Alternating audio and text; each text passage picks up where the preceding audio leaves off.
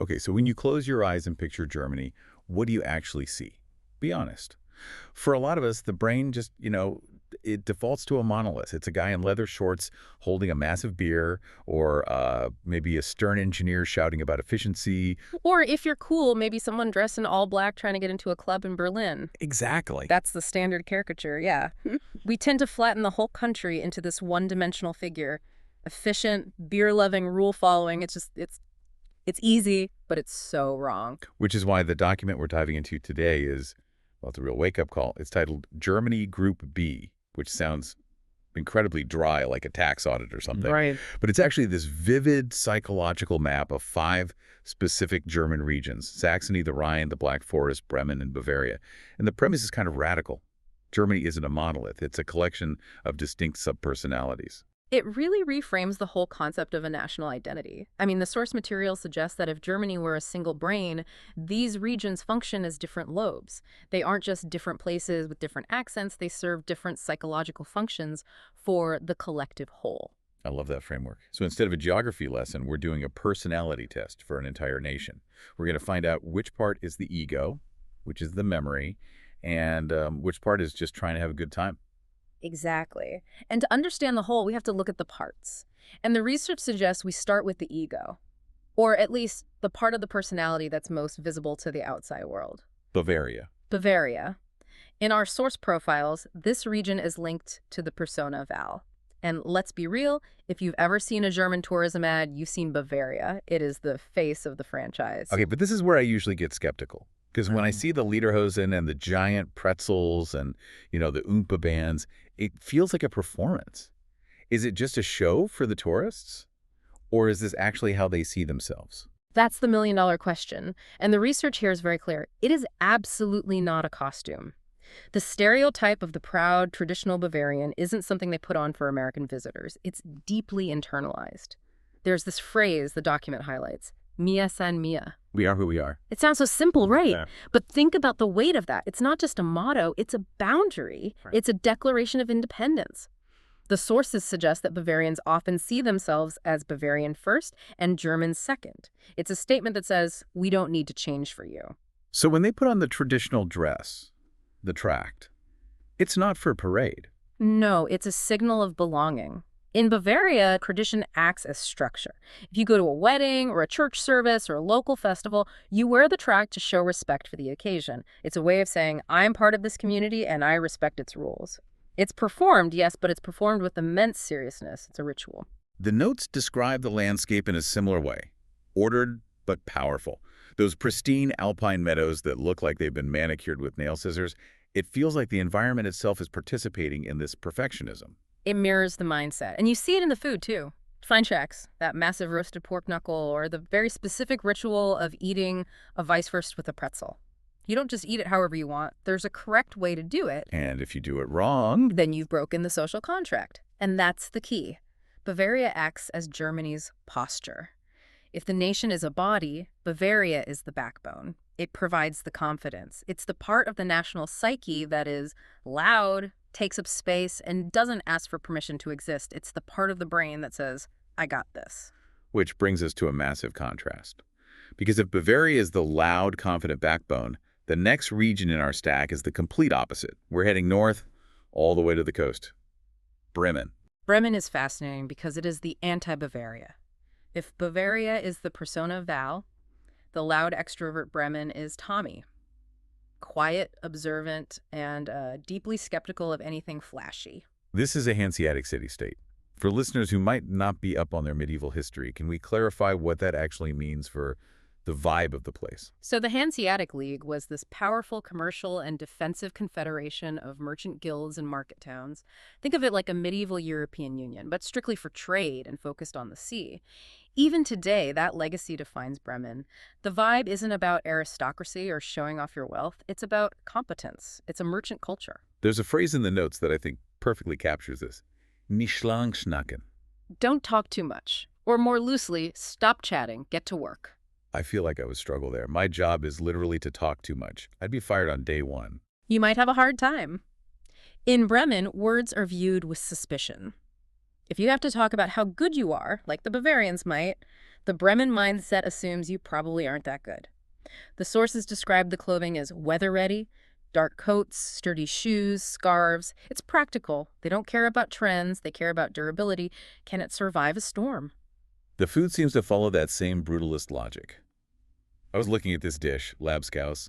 It's corned beef, potatoes, and beetroot all mashed into a pink paste topped with a fried egg and a herring. It's not winning any beauty pageants, no. No, it looks like a crime scene on a plate. Yeah. But the point isn't Instagram, right? Right. It's a sailor's dish.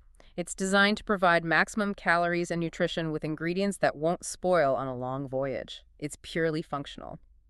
And that brings us to Bremen's psychological role. If Bavaria is the posture, standing tall and looking good, Bremen is the executive function. The part of the brain that manages the systems. Exactly. It observes. It anticipates. It values balance. The sources point to the town musicians of Bremen, the famous fairy tale with the donkey, dog, cat, and rooster. We all know the image of them standing on top of one another. I always thought it was just a cute story about animals running away to join a band. It is, but look at the deeper symbol, especially for a city obsessed with systems. They defeat the robbers not by one of them being a superhero, but by cooperating. It's a stack. It's a system. The donkey stands at the bottom, not because he's less important, but because he's the strongest foundation. Bremen watches the show rather than trying to be the star. They keep the trade routes open and the books balanced. So we have the confident backbone in the south and the quiet executive brain in the north. But a body needs more than just structure and logic. It needs a heart. It needs to feel something. And according to our map, for that, we have to go to the river. The Rhine. The Rhine, yes. Yeah. This is the region associated with the persona Kelly. The sources call it Germany's emotional river. And the shift in atmosphere here is, well, it's jarring compared to the north. This was the part of the research that felt the most human. Is that the right word? The social dynamic seems completely different from the order above all vibe we've seen so far. It's much more porous. Unlike the reserved north, where you earn trust over years, or the formal south, where you earn it through ritual, the Rhine is described as warm, sociable, and inclusive. This is a culture shaped by wine, by the flow of the river, and by centuries of travelers passing through. There's a dialect phrase here that sounds like a life philosophy I could get behind. Et het noch immer Jotchi-Jonsch. It's always worked out somehow. That is a level of optimism I did not associate with German culture. It sounds almost relaxed. It's a survival mechanism. Think about where the Rhine is. It's a borderland. It was the edge of the Roman Empire. It's been a trade route for the Middle Ages. It's seen armies march back and forth for 2,000 years. If you were rigid there, you'd snap, you'd break. So the response is adaptability. The sources mention that this region humanizes history. I thought that was a really profound observation. You have these Roman ruins and medieval castles, but they aren't fenced off. People are living in them, drinking wine next to them. That's the Kelly persona. It bridges the gap. The response to stress isn't to build a wall, it's to hold a festival. Carnival is huge here. Yeah. And it's not just partying for the sake of partying. It's a form of collective release. It's about connection. It's about leveling the playing field where everyone wears a mask and drinks together. So psychologically, the Rhine acts as emotional regulation. It softens the hard edges of the rest of the country. It holds the society together. If you're having a bad day, this is the part of the German brain that says, hey, don't worry about the spreadsheet or the uniform right now. Let's have a drink. It's going to be okay. It provides the forgiveness. And here's the sharp turn. You move away from the river, you go up into the hills and into the trees, and that warmth just evaporates. We are entering the Black Forest. The Black Forest, this is Tira. If the Rhine is a crowded, noisy wine festival, the Black Forest is a solitary workshop deep in the woods with snow falling outside. The contrast is wild. We go from, it'll work out somehow, to, what's the phrase here? Ordnung muss sein. There must be order. That sounds intimidating, like a parent scolding you. It can be, but in the context of the Black Forest, it's not about military order or bureaucratic red tape. It's about internal order. It's about craftsmanship. The sources use the cuckoo clock as the central metaphor here, and I think it's perfect. Have you ever looked at the mechanism of a real cuckoo clock? It's incredibly intricate, gears upon gears. And it requires immense patience to build. You can't be multitasking. You can't be chatting with your neighbor about the weather. You have to be alone, focused, and precise. You are literally measuring time. This region has a history of isolated farmhouses cut off by snow in the winter. You had to be self-reliant, and you had to have patience. That explains the isolationist vibe. The landscape reflects this too dense evergreens, valleys that get cut off, solitary farmhouses with those huge sloping roofs to handle the snow. It feels like a place where you go to think. It creates a culture of introspection. The Black Forest represents the ability to focus inward, to block out the noise. And the food. Black Forest cake. It's not a quick snack you grab on the go. It's complex, it's layered, it involves specific local ingredients like the cherries and the kirsch. It feels like something that takes time to create and time to consume. You sit down for coffee and cake, you don't eat it walking down the street. Exactly. It's not fuel like the sailor's mash in Bremen. It's a craft. The sources identify the Black Forest's role as the internal clock or internal order. It listens more than it speaks. While the Rhine is out there connecting with everyone, the Black Forest is sitting quietly in the back, making sure the gears are turning properly. So let's just recap where we are on this map. We have the posture Bavaria, the executive Bremen, the emotion Rhine, and the internal clock Black Forest. But there was one region left in our stack, and the sources describe it as the most complex and honestly the heaviest, Saxony. Saxony. Associated with the persona Devon. This is where the psychological map gets really intense. The sources describe Saxony as memory under tension. Memory under tension. That sounds heavy. Why that specific phrasing? Because Saxony has lived through more drastic changes in the last century than almost anywhere else in Germany. Historically, it was a powerhouse, a rich electorate, a kingdom. Dresden was known as Florence on the Elbe because of its incredible art and Baroque architecture. It was the high culture capital. And then you had the devastation of World War II. The firebombing of Dresden in 1945 wiped out the city center. It was an inferno. And then immediately after, it becomes part of the Eastern Bloc. It becomes the GDR. It goes from kingdom to rubble to communism in the span of a single lifetime. that is a lot of whiplash for one population. Monarchy, destruction, communism, and then reunification in the 90s, which was another massive shock. It is. And unlike the Rhine, which tends to absorb history and soften it with optimism, the sources say Saxony carries it. The vibe is described as direct, blunt, but deeply artistic. There's a dialect word mentioned, new. Yeah, new. It's this multi-purpose tool. It can mean yes, so, wow, right? Yeah. It's efficient, but there's a melodic, slightly weary tone to it. It's the sound of someone who has seen it all. The notes mention a tension between high culture and survivalism. That seems like a contradiction. Usually, survivalists aren't worried about porcelain and opera. It does seem contradictory, but look at the reality. You have the St. Thomas Choir in Leipzig, where Bach worked, the absolute peak of Western musical culture. You have Meissen porcelain, which is incredibly delicate and expensive. But the people preserving these things had to survive a dictatorship and an economic collapse. They held onto the culture as a way to survive the hardship. So it's a grit that underlies the beauty. Precisely. That's the Devon persona, the survivor. The sources note that while Christmas markets are everywhere in Germany, the Striezelmarkt in Dresden feels different. It's one of the oldest. It's not just commercial. It's a link to a past that was almost erased. And the food reflects that too. Sächsischer Sauerbraten, potato quark pancakes. It's described as modest, hearty, tradition-focused. It feels like food for people who need strength to endure a long winter. Saxony acts as Germany's memory. And memory isn't always pleasant. It's weight-bearing. It remembers the glory, but it also remembers the trauma. It ensures that nothing is forgotten. So we have these 5 distinct personalities, and this is where I want to bring it all together.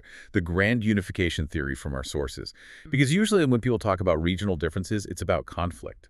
The North hates the South, or the East is different from the West. Right. We usually frame diversity as a problem to be solved. We look at it as fragmentation. But this framework suggests they are actually complementary, that they are necessary parts of the whole. That's the Germany as a mind synthesis. It's brilliant. You can't understand the country by just looking at one part. If you judge Germany only by the Rhine, you'd think it's chaotic and undisciplined. If you judge it only by the Black Forest, you'd think it's antisocial and obsessive. If you judge it only by Saxony, you'd think it's traumatized. Let's run through the full map one last time to see how they fit. Okay, you start with Bavaria. That's the identity. It faces the world and says, I am here. It provides the confidence and the structure. Then Bremen, the executive function. The quiet observer in the background. It keeps the systems running, ensures the bills are paid, and maintains balance without needing an audience. The Rhine, the emotional regulation. Crucial. It keeps the society livable. It provides the warmth, the forgiveness, and the social lubrication so the gears don't grind together. The Black Forest. The internal order. It provides the patience and the precision. It reminds the rest of the body to slow down, respect the craft, and do things right even if no one is watching. And finally, Saxony, the memory. It carries the history. It ensures that the lessons of the past, both the triumphs and the catastrophes, aren't lost. It provides endurance. It really changes how you look at the map. It's not just borders, it's a division of labor. Absolutely. Stability survives because these differences balance each other out. You need the Rhine to comfort while Saxony endures. You need Bremen to check the math while Bavaria makes the speech. This also gives you a pretty incredible roadmap for navigating the culture as a visitor or a business person. Because if you treat everyone like a Bavarian, you're going to offend the people in Bremen. It does. It changes the game. If you are doing business in the Black Forest, you don't earn trust by buying everyone a round of drinks and slapping backs. You earn it through consistency, doing exactly what you said you would do over time. Whereas in the Rhine, You earn trust through presence, by showing up, having that drink, being part of the group. If you're too rigid there, you're an outsider. You have to join the flow. and in Bavaria, you earn trust by respecting the ritual. Yes. Don't mock the lederhosen. Understand that it's a symbol of respect. Participate in the tradition correctly. And in Bremen, In Bremen, just do the job and keep your mouth shut. nicht lang schnacken. Exactly. Prove your competence, not your charisma. Before we wrap up, I want to go back to that idea of history, because that seems to be the thread tying all of these together. Every region is dealing with the past, but they're doing it in radically different ways. That's the thought I want to leave you with. We often think there is one right way to deal with history. We argue about whether we should celebrate it or mourn it. But here, we see 5 different strategies coexisting in one nation. Walk me through them. You have Saxony, which carries the past as a heavy memory. It refuses to let go. You have Bavaria, which performs the past as a living daily tradition. It keeps it alive by enacting it. You have the Rhine, which absorbs the past, integrating the ruins into the party, almost like composting it into new life.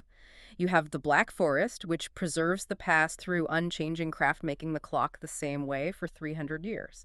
And you have Bremen, which operationalizes the past, taking those old Hanseatic trade alliances and simply turning them into modern logistic systems. That is a lot of different ways to handle time. It raises a provocative question for anyone listening, regardless of where they're from. Which method is actually the most healthy for a society? Is it better to carry the weight, to perform the ritual, or to just absorb it and move on? Or do we actually need all of them to avoid falling apart? That's something I'm going to be chewing on for a while. That makes me think about my own country, actually. Next time I'm in Germany, I'm going to be paying very close attention to which personality I'm actually talking to. Just remember, if you're in Bremen, keep the podcast intro short. Got it. Thank you so much for guiding us through this deep dive. And thank you to everyone listening. We'll see you on the next one.